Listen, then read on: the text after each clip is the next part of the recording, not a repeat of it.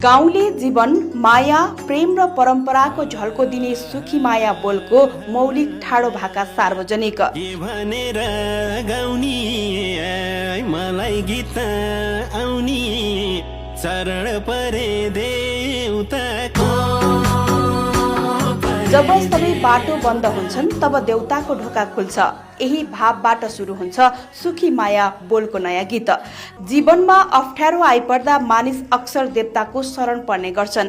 यही पुरानो विश्वासमा टेकेर यो गीतको कथा क्रमशः माया प्रेम अभाव र गाउँले जीवनको यथार्थमा पस्छ अनि भिडियो हेर्ने ठाडो भाकाका फ्यानहरूलाई आफ्नो गाउँको घर दैलोसम्म पुर्याउँछ।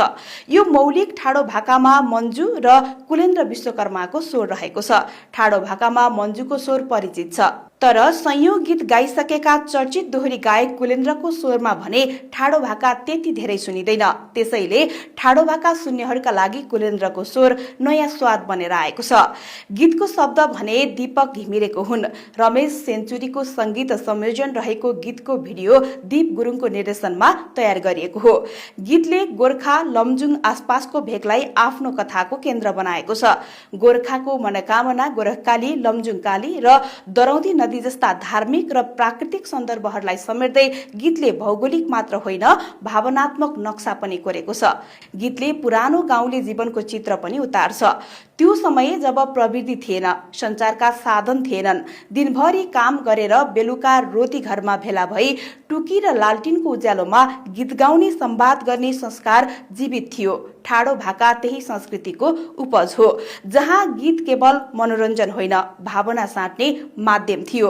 ठाडो भाका विशेष गरी गण्डकी प्रदेशतिर विकास भएको लोकशैली हो, जसलाई लोकदोहोरीको जननीका रूपमा पनि लिने गरिन्छ। रोदी घरमा युवक युवती बीच प्रश्न उत्तर गर्दै गाइने यस भाकाले प्रेम समाज र जीवनका अनेक पाटा बोकेको हुन्छ।